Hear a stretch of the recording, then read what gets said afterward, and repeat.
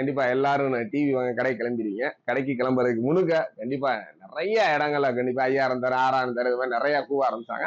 But கண்டிப்பா எல்லாரும் TV வாங்குறதுக்கு முழுக்க வாங்குற டிவி ஒரிஜினலா இல்ல டூப்ளிகேட்டா என்னன்றது தெரிஞ்சுட்டு வாங்க.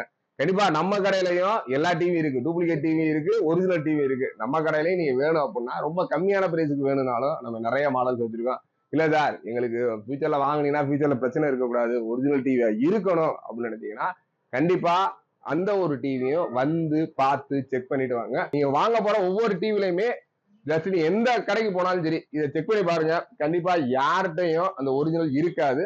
இப்போ ஒரிஜினல் டிவி வாங்கினா ஒரிஜினல் டிவியும் நம்மகிட்ட இருக்கு. அதுக்கு தான் சொல்றோம். ஆண்ட்ராய்டு 11 நிறைய பேர் வந்து பாத்தீங்கன்னா ஆண்ட்ராய்டு 9 ஆண்ட்ராய்டு 10 11 12 சொல்லிட்டு இருப்பாங்க. இந்த ஒரு ஆண்ட்ராய்டு 11 வச்சு சும்மா 3 டைம்ஸ் நீங்க ரிமோட்டை வச்சு கிளிக் பண்ணீங்க அப்படின்னா இந்த மாதிரி ஒரு ஸ்கிரீன் ஓபன் ஆகும். இதான் வந்து ஆண்ட்ராய்டோட ஒரிஜினல் லைசன்ஸ்டு வெர்ஷன்.